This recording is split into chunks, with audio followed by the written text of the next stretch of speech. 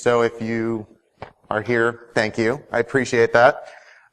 This is a little bit of a different talk than many of other talks that I've given or that other people have given. It's really analyzing sort of our industry in general and posing some questions that I think might be valuable. So our agenda today, that said, is pretty straightforward. I'll tell you a little bit about who I am and why I might be qualified to speak on some of these topics. And we'll dive right into the real stuff, on what is really the essential purpose of information security as an industry.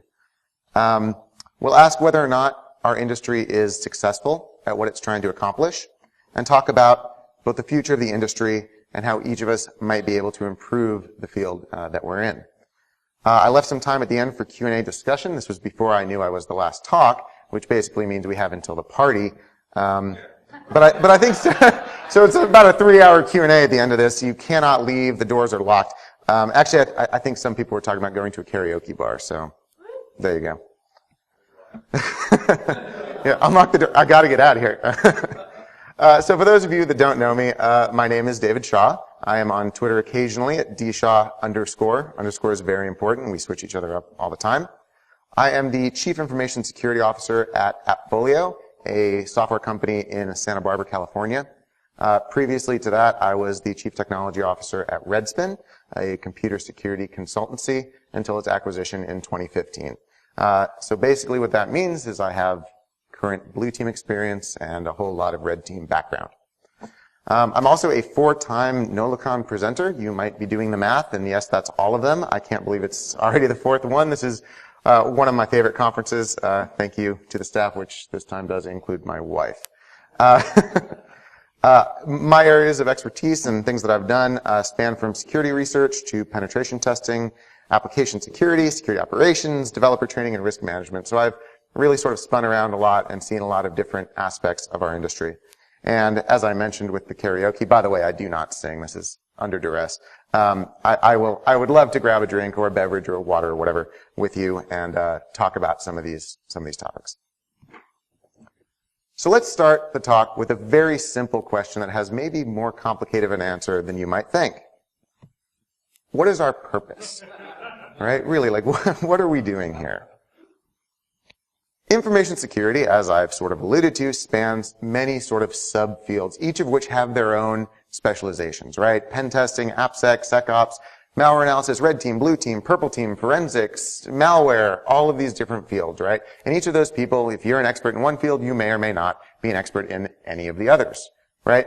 But even in its diversity, and it is a very diverse field, we should have some sort of a unified goal and vision. So the example I like to use for this is sort of like health or healthcare, right? It's to sort of prevent and recover from maladies. We want to keep you from getting sick or keep you from getting hurt or help you get better from those things, right? So the goal of our industry really shouldn't be just to have fun or to break things, and many people think it kind of is, but those things are of course valuable as well. You want to have fun at work, but that's not the point. Why do we do things? Why do we attack these systems and networks and go to these conferences and learn all these new techniques and see what's happening, right? So traditionally, and when our industry was in its infancy, it was pretty simple. The answer to that was, well, we're going to help an organization stay secure.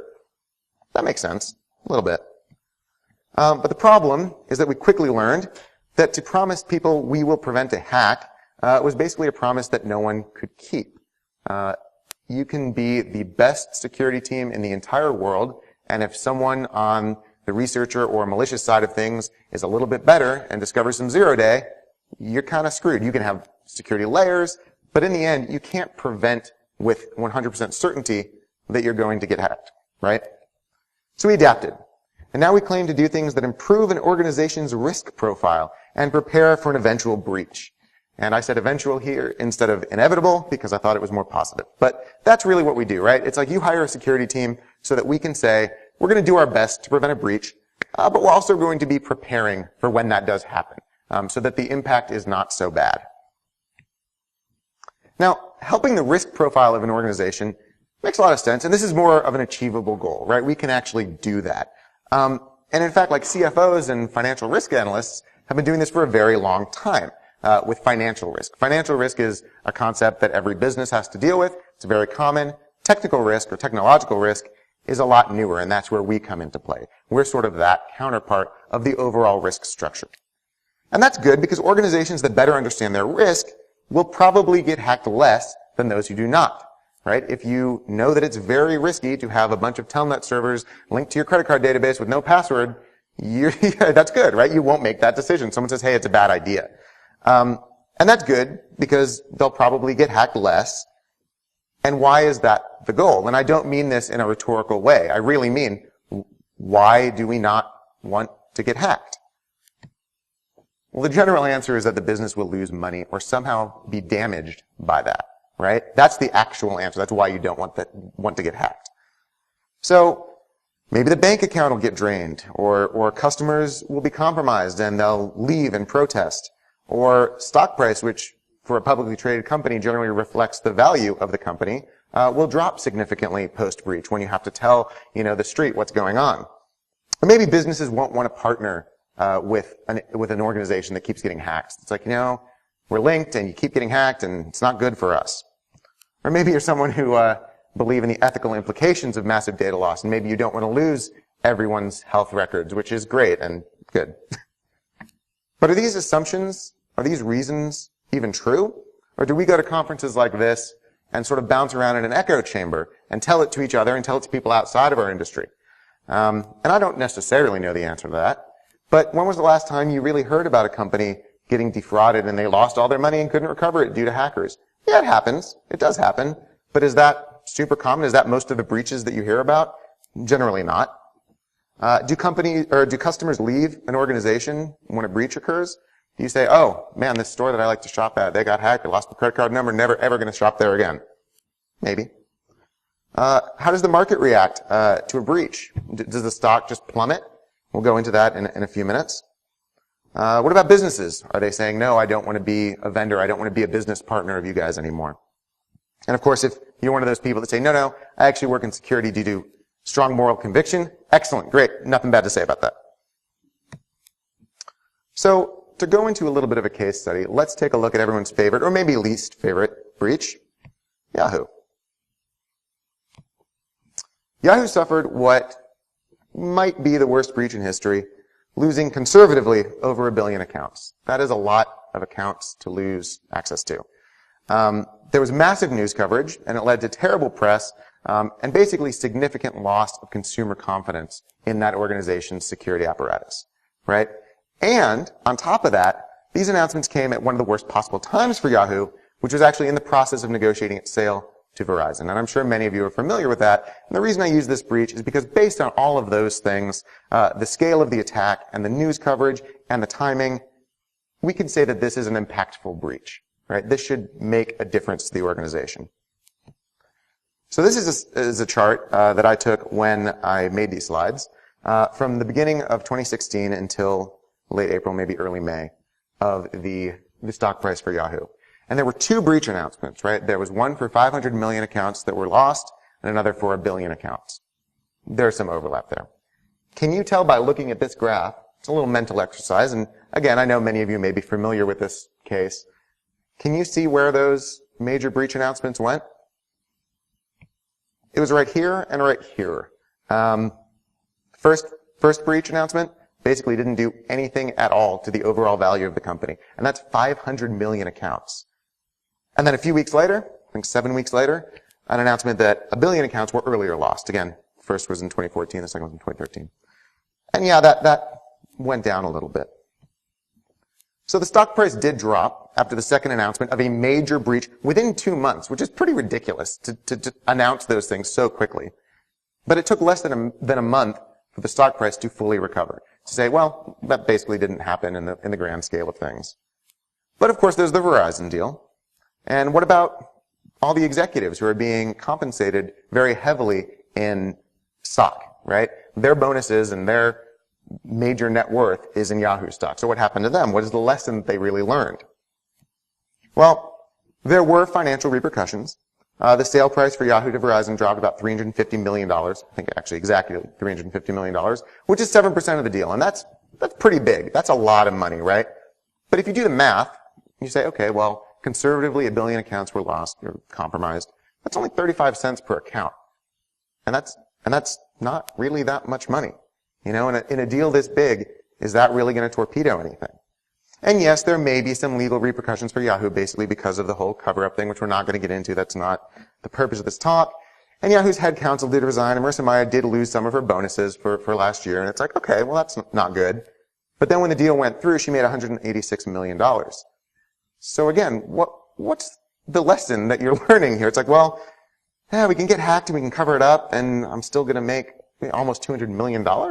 I mean, that's probably not the lesson that as a security industry, we want people to take from something like this, right? And it's not just Yahoo. I don't want to pick on Yahoo. It's just a very poignant breach. The pattern's actually very common. Here's Target, right, which suffered a pretty major breach. Can you see where it is here? Right there. It's like, oh, well, there's a little slide after that, but immediately after the breach announcement, the price actually went up. Now there's Home Depot, which, by the way, I mean, that's a pretty crazy stock chart in general, but can you see where in this chart the major breach announcement was for Home Depot? Did they lose all of their customers? People said, we're only going to go to Lowe's now. No, it's right here. Nothing really happened. Stock continued to climb because they're a business and they're doing good work. People like to go to Home Depot. This is Heartland Payment Systems, which is a payment processor. Definitely something that you would think would have a major impact if there's some sort of a data breach, right? And this isn't quite current because they went off the market. But no, it's right here. They took a little bit of a dive in early 2009 when this was announced, and then just steadily climbed to a ridiculous point over 100 later, right? So in summary, and the point of this, and I'm not going to keep showing you stock charts this whole talk, but in summary, security breaches do cause fines, and they do cause PR issues, and they can be very costly. I'm not trying to say that they aren't. But that said, they don't generally impact the overall success or failure of an established business in and of themselves. People didn't stop buying their lumber at Home Depot, right? That's just not how it worked. People didn't stop shopping for Christmas presents at Target. So to assist in this presentation, I sent out basically a very short survey to some security experts in the field that I really respect, and I think that they have an opinion that I would sort of consider valid. And when asked how strongly they believe that the general non-technical public will cease using products, services, or companies that are shown to be insecure, on a confidence scale, they responded with 2.8 out of 7, which is, in layman's terms, not very confident. Basically saying customers aren't really going to leave just because you're insecure, at least not yet. Maybe that's an education thing that we can work on. But in other words, based on these 2 points, organizations that are hit with even the worst breaches may not actually lose value as a company, which is of course the equity, or their customers. Which brings us back to our original question. What are we working towards here? So if we can't prevent breaches, and when we fail to prevent a breach, the result isn't necessarily catastrophic, what is really the purpose of the information security industry? Now, I don't claim to have all of the answers, clearly, but I do have some interesting suggestions from some of the colleagues that I polled. So when I asked what they thought, quote, the paramount goal of the information security industry should be, not necessarily is, leaders in the field came back with some pretty interesting answers. Andy Ellis, the chief security officer at Akamai, said to help businesses make wiser risk choices. And I really like this a lot, because it doesn't say to eliminate risk. It doesn't say to not get hacked. It says to make wiser choices, to be informed on what you're doing and not do things blindly. Daniel Miesler, the director of advisory services at IOActive, said to make it generally safe to do business at a fast, innovative pace. And I like this as well, because it's talking about the role in security actually empowering the rest of business, right? Jason Haddix, head of trust and security at BugCrowd, said to reduce risk to a manageable level. And I thought this was valuable as well, because it doesn't say to eliminate risk. It says just make it so that we can manage it, and we sort of know what we're up against a little bit. So these answers generally conform to sort of the following goal, which I've paraphrased. We as an industry are here to help and to inform. We manage and analyze risk so that businesses can bring in revenue. Businesses exist to make money, unless you're a nonprofit, I guess, right? So the entire point of them going out and getting a red team security assessment isn't to say, oh, I want to see you melt our servers. We can do that. I think many people in this room, or certainly at this conference, can say, well, I'm pretty confident that I can root any software that might have, serious vulnerabilities in it, right? Okay, cool. That's great. But are we managing that risk? Are we informing these companies? And are we even succeeding in that? Are we succeeding in even just saying, here's where your risk lies? Maybe. When asked how strongly these people agreed with the statement that the information security industry is, in general, successful in accomplishing its goal, the panel averaged 4.3 out of 7 on that confidence scale, right? So that's not terrible. 4.3 is respectable, I guess. It's over half, like something, maybe. But there's a lot of work to be done, right? It's not great. It's like, yeah, we're doing an okay job. So if we look towards the future, how can each of us help our industry succeed? Many of us here are in the industry, or at least tangential to the industry. And is there anything that we can do to really make things better? And I think a good first step, hence this talk, is to remember why businesses need us in the first place. It's not for our own goal of, like I said, melting servers. It's not for just a compliance checkbox, although unfortunately many businesses might think that's the case. And security is a rewarding field. I know from my red team experience that when you pop a shell, like, it's a great feeling. It is very rewarding. And you're like, yeah, I did something cool. And you go to DEF CON, you go to Black Hat, and you go to NolaCon so that you can learn new techniques and new ways to do that. But by definition, we're a support role in organizations. Unless, of course, you're selling security services. A lot of people want to be this guy, right? You want to be zero cool. You want to have weird sandwich placement, and you want to just root TV networks in the middle of the night. But that's not actually who we are. And I speak for probably many people, and certainly myself, when I say that, yeah, when I joined the information security industry, this is what I wanted to do.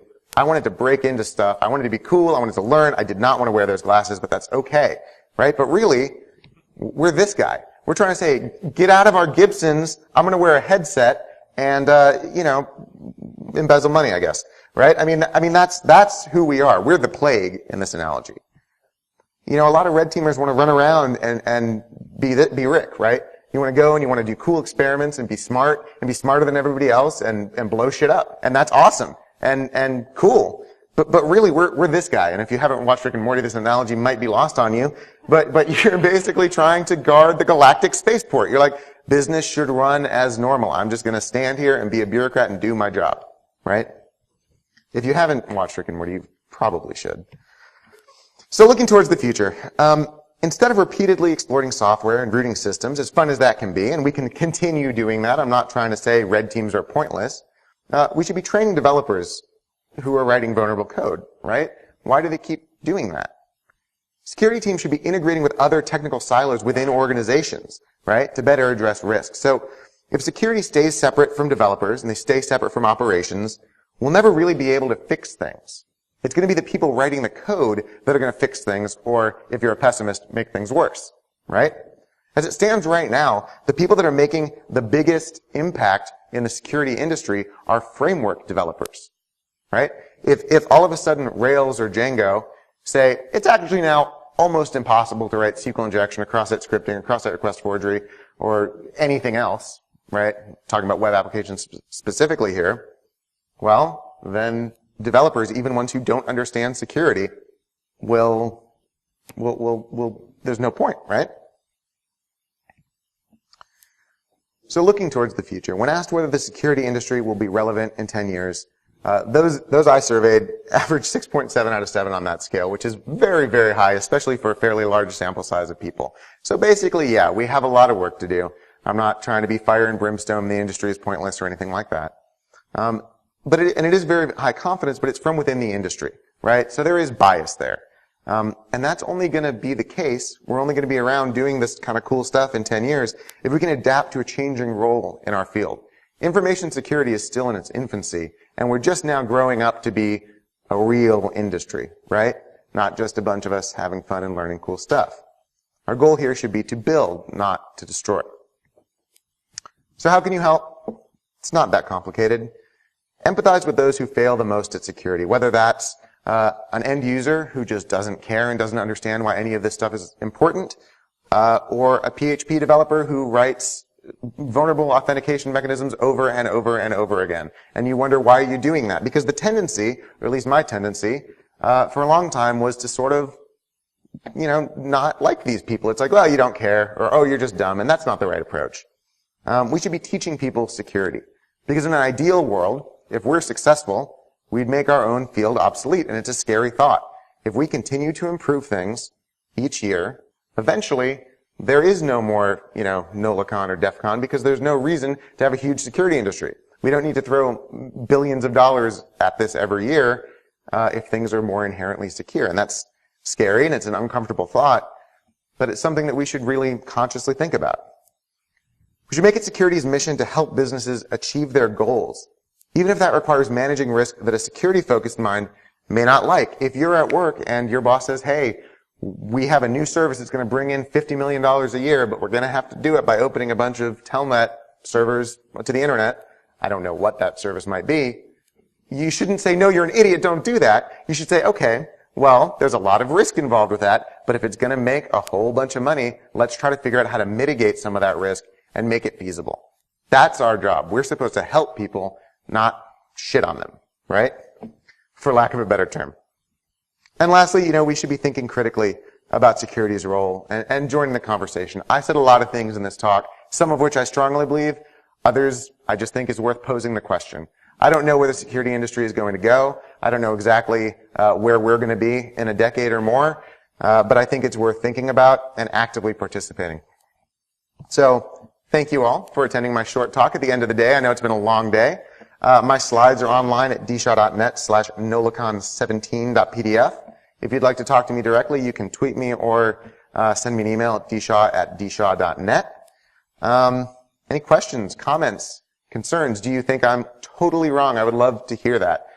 Well, it might be a strong statement. or am I just going to suffer at karaoke alone? That's my fate. we all have a fate. Yes. Yeah.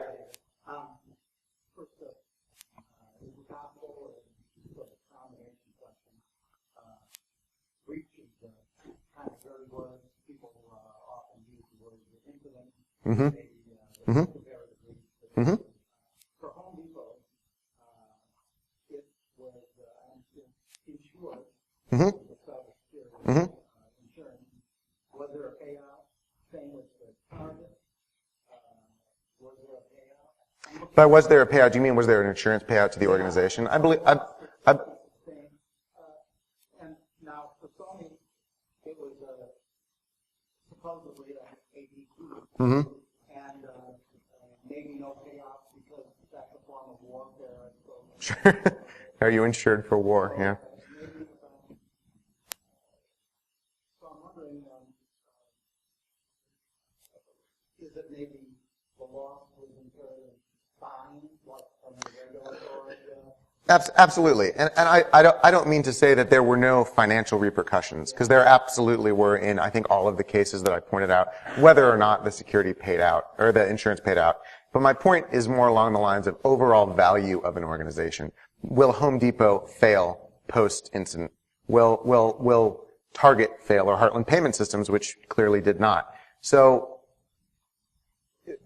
if you're a consumer, and you were affected by, for example, the Target breach, I can even talk from personal experience. I was hit in the Anthem Blue Cross breach, right?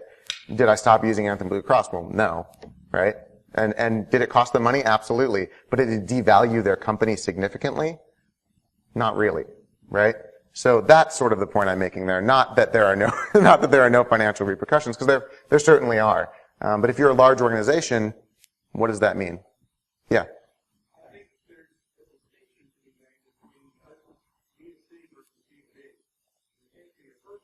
Mm-hmm. Mm-hmm. Absolutely. Yeah. So, in the other two, yeah, maybe Yahoo, maybe Target, leave my card, but I'm not worried about it. Right. Right. Right.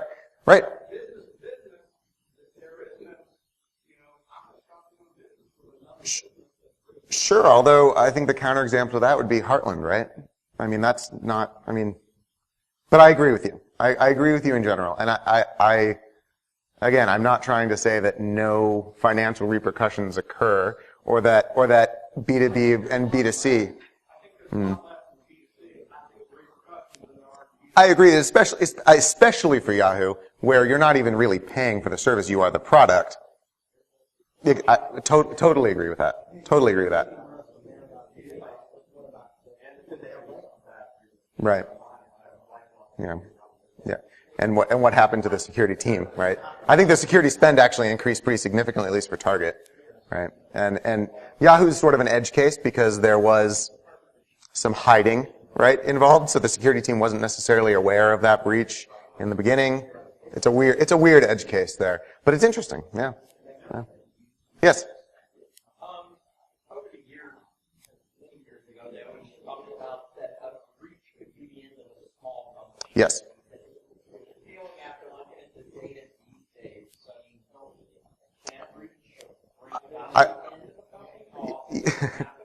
Yeah, so I intentionally sort of said that the major breach is not necessarily the end of an established company, because I do think that if you're a startup and you get a bunch of users and then you have to tell all your users that you've lost all their information, that's probably going to be significantly more impactful, right? I don't have data offhand on sort of smaller breaches like that, but I think that basically any business process hiccup for a small organization can be much more impactful, right? Even a sales pipeline issue, right? It's an interesting question because many small, especially startups, especially funded startups, are focused so much on acquiring users and acquiring additional funding that they don't really have a security spend, and then they get in this weird situation where all of a sudden they're very well, maybe post Series A, they're very well funded, and they go, oh shit, we got to go back and do this, otherwise it's going, But I think it's interesting that somewhere there's a point where Yep. some companies become immune where other companies can absolutely fail from. Yeah, and I don't know that it's necessarily immunity, but yes, I mean certainly significantly less impact. Yeah, we'll put it that way. I don't know, and I think that's a risk management question. If you're working for a startup and you talk to VCs and you get your Series A funding, you need to say, okay, well we have $100 million or whatever. Do we want to spend this solely on marketing and sales and advertising and user acquisition, or do we want to say, okay, well now we need to do some technical debt assessment and actually get security staff and operational stuff, or do we just want to keep selling our minimum viable product, right? And that's actually a great example of where I think you should have at least a few security people who can say, well, here's the technical risk that we're facing. If you're someone like Tinder, and if you get breached, all of someone's swipes could theoretically be leaked. That's even like a personal safety issue, right? So you say, okay, well, that's a very strong risk.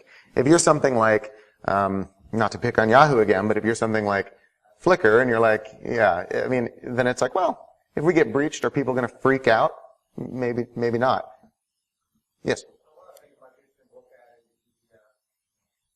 the downhill effect of smaller businesses that service those large companies. Nobody else, Mm-hmm. they're in the market, and it's like, not our fault. Mm-hmm. Joe blows heat, not Right. Right. Yeah. HVAC system. It's the HVAC guys. we're Yeah. not the ones that fall. Yeah. We're not the ones that left that computer on that one. Take that and clean it up. Right.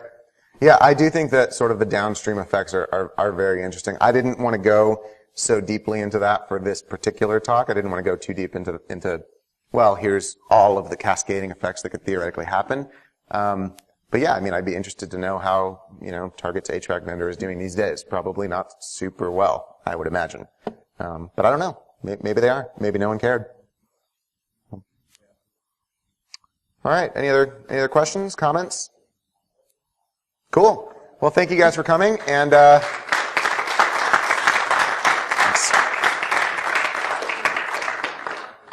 Rob asked me to remind everyone that the party begins at 8 p.m. tonight here. Brown Coat Band goes on at, I think, 8:50.